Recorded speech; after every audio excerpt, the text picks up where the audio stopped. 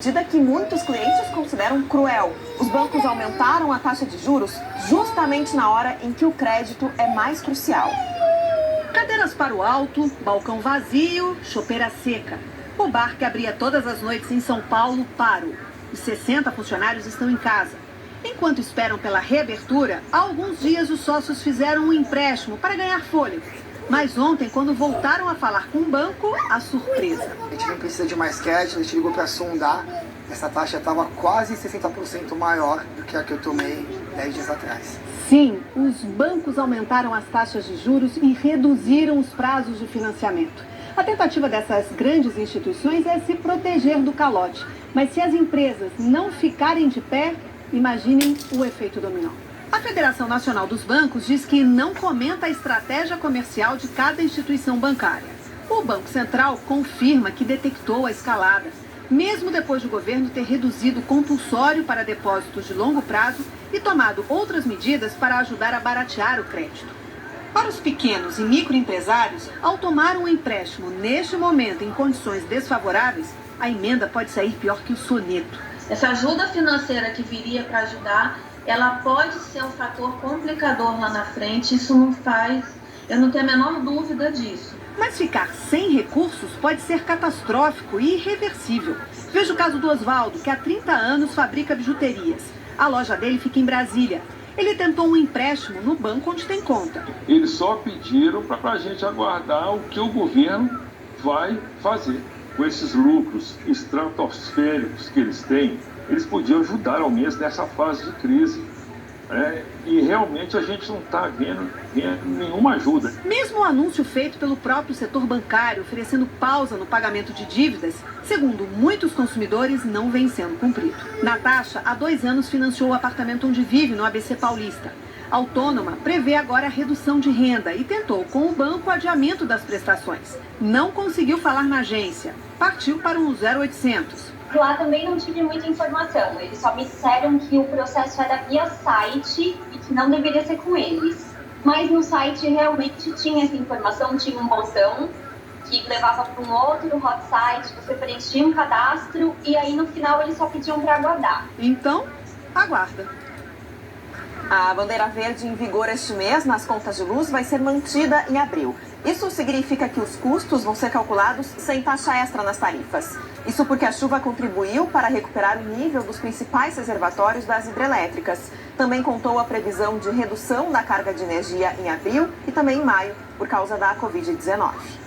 O novo coronavírus já matou aproximadamente 27 mil pessoas. Mais de 3 mil delas somente nas últimas 24 horas, as mais letais desde o início da crise. Atualmente, mais de 1/3 da população mundial vive sob algum tipo de restrição de circulação. A maior parte dos casos continua concentrada na Europa e nos Estados Unidos, mas regiões mais pobres do mundo também já começam a sentir os efeitos da pandemia. Mal deu tempo para respirar desde o cessar-fogo em Idlib. Os médicos e enfermeiros sírios agora pedem ajuda para enfrentar uma nova guerra. Um inimigo invisível, capaz de devastar campos de refugiados como este no Líbano, com mais de 1 milhão de pessoas amontoadas em tendas e sem condições de higiene. Na sexta-feira sagrada para os muçulmanos, a oração aconteceu fora das mesquitas, em ruas desertas de vários países do Oriente Médio. No Irã, onde a bebida alcoólica é proibida, pelo menos 480 pessoas morreram intoxicadas por metanol, um álcool industrial comprado por engano no mercado ilegal. Elas acreditaram na promessa de cura que circula nas redes sociais. Sem rumo, desalojados sul-africanos vagavam pelas ruas de Joanesburgo, depois de serem expulsos da estação central de trem pelo exército, que fez uso da força para impor o isolamento. O país anunciou as 2 primeiras mortes do novo coronavírus, um alerta para todo o continente, que ainda está atrás do resto do mundo. A União Europeia ainda não conseguiu chegar a um acordo de como dividir a conta do estrago causado à economia do bloco, especialmente a Itália e a Espanha, países mais afetados pelo novo coronavírus. E hoje, um leve sopro de esperança foi dado pelo chefe da área de saúde espanhola. O país parece ter conseguido estabilizar o número diário de infectados. Ainda assim, bateu novo recorde de mortes. O problema é que o foco agora se volta à região da Catalunha, onde os casos sobem mais rapidamente do que os registrados até agora em Madrid. A Espanha, que ainda não chegou ao pico de contaminações, vai continuar deserta até pelo menos o dia 12 de abril. Na França, país mais atingido no continente europeu, depois da Itália e Espanha, já são quase 2.000 mortes. Entre elas, a de uma adolescente de 16 anos sem histórico de doenças. As imagens aéreas de Paris e Barcelona, silenciosas, mostram o que o diretor da Cruz Vermelha Internacional, acostumado a situações de guerras e desastres naturais, disse emocionado. Nesta crise global, estão faltando abraços. Com o fechamento do comércio, caminhoneiros reclamam da dificuldade para se alimentar durante as viagens. Hoje o governo incluiu os restaurantes de estrada na categoria de serviços essenciais. São horas rodando sem perspectiva. Tá complicado, isso aí tá ruim de negócio. As cenas se repetem nas rodovias de todo o país. As pessoas precisam de se alimentar, elas precisam tomar os remédios indicados, elas precisam de ter acesso a álcool, a material de limpeza. Neste cantinho improvisado, o retrato da precariedade enfrentada pelos motoristas de caminhão. Poucas opções e o preço assusta.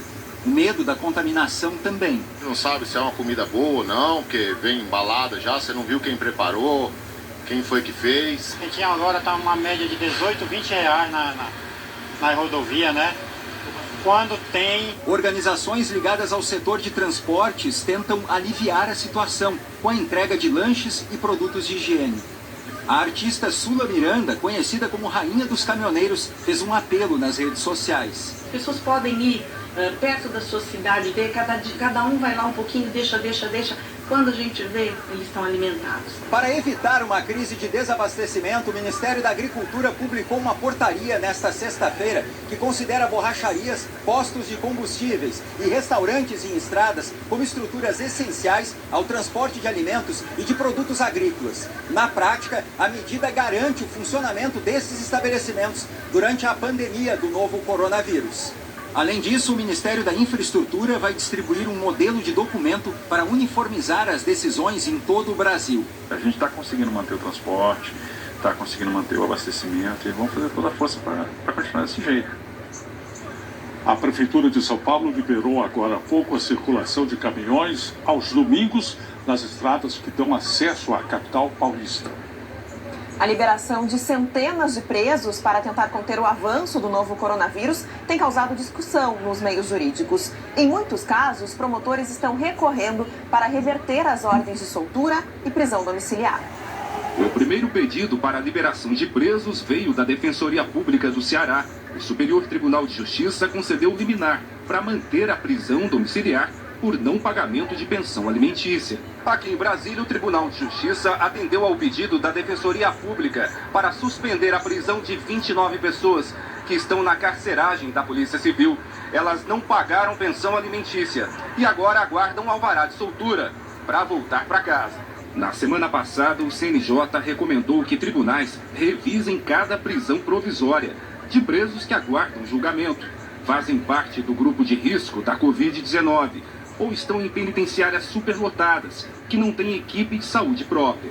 De acordo com o CNJ, num cenário de contaminação em grande escala no sistema prisional, os impactos seriam significativos para a segurança e a saúde de toda a população, extrapolando os limites internos dos estabelecimentos.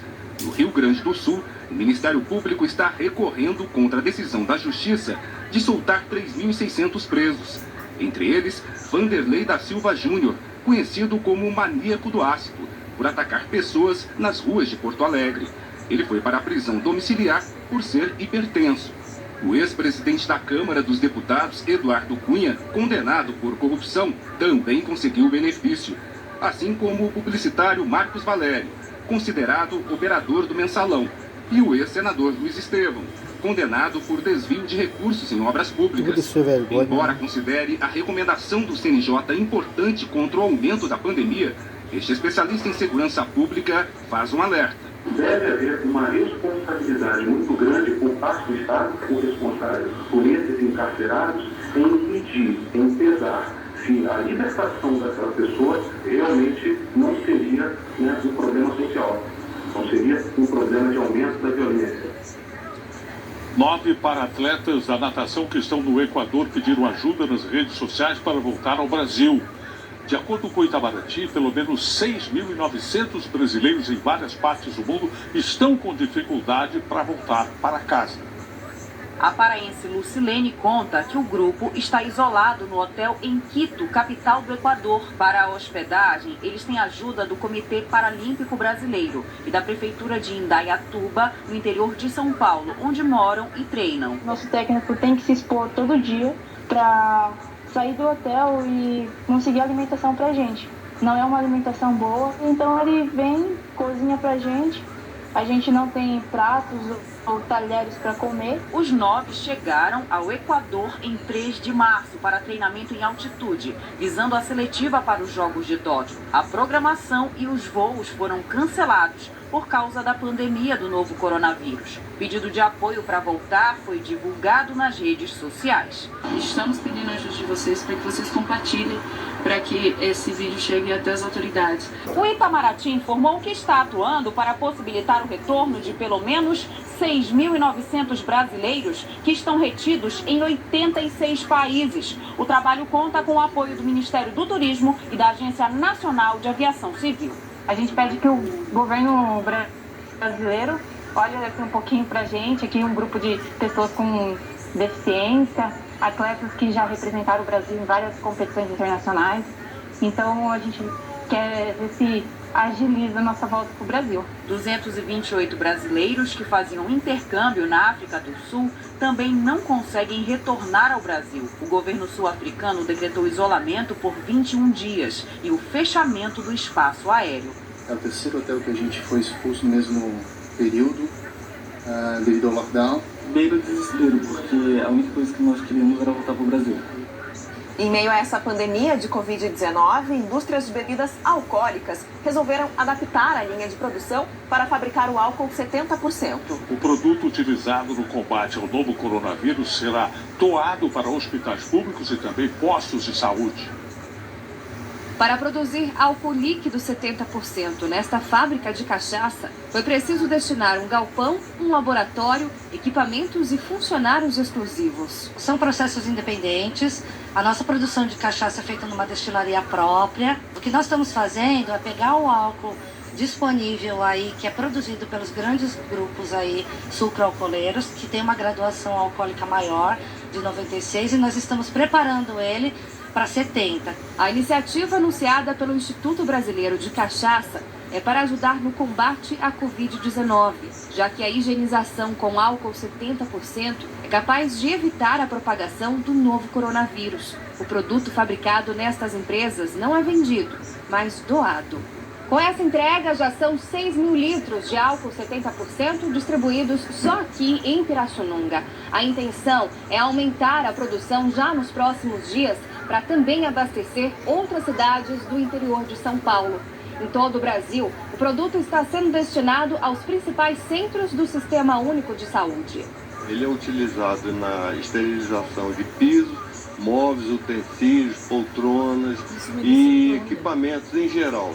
O álcool precisa estar de acordo com os critérios estabelecidos pela Anvisa. Fábricas de outros estados, como Rio de Janeiro e Pernambuco, também adotaram a iniciativa. São 36.000 litros de álcool líquido que estão sendo envasados em recipientes de 20 litros, lacrados, etiquetados e distribuídos para esses hospitais. Em tempos de pandemia, é hora de deixar a concorrência de lado para colocar em prática o velho ditado: a união faz a força. É aquela espírito de cada um faz a sua parte e todos podem ajudar de alguma forma. Uma boa noite. Uma ótima noite para você e até amanhã.